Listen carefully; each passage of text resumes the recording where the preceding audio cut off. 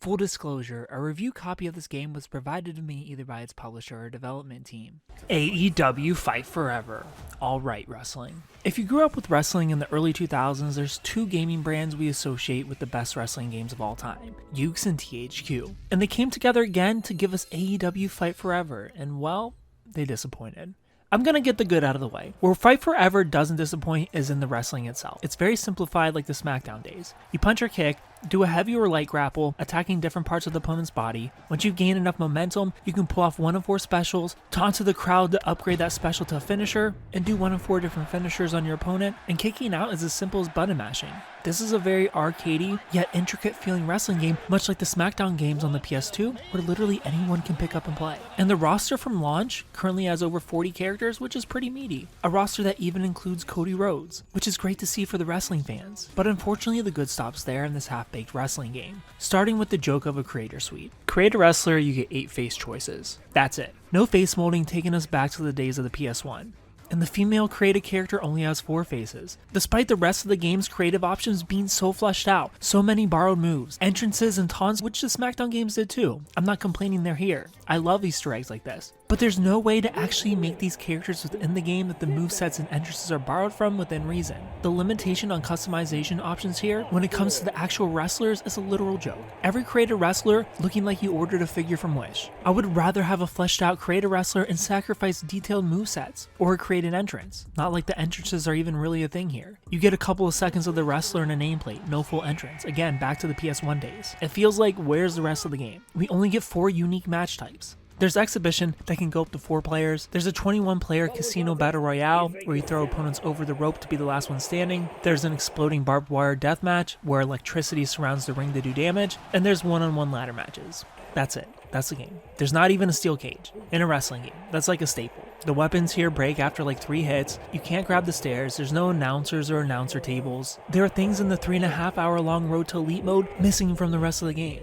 This is a campaign where you can play any wrestler in the game or your own creator wrestler, going from city to city, doing things in between like going out to eat to gain energy so you don't get injured, use that energy to work out, play mini games, and you earn points that you can use to buff up your character, make their finisher stronger or give them momentum buffs, like being the first strike in the match, or passive abilities like being able to move before the bell rings. All really great touches. There is even a moment in the game where my character has the announcer say SK since Ken is not a name option, and the Young Bucks said SK stood for stupid kid. So many little attention to details like that really immersing me into this little campaign on my way to becoming the AEW champion. You'll run into characters who aren't playable like Paul White, unless I'm missing something. And it's so weird to see that he's not to scale at all, as are none of these characters. I made my character with my real life stats, and I look like Brock Lesnar compared to the AEW stars. And even Matt Hardy is in the campaign, who's locked to pre-order, which I get, but also let's chill a little. This is your first game in the series. Locking off Matt but giving us Jeff should be a crime. There's not much of a tag team division going on. What were you thinking? Skins I can see, but a whole character for a debut game? Absolutely not. But there was even a ladder match in this campaign with more than 2 wrestlers.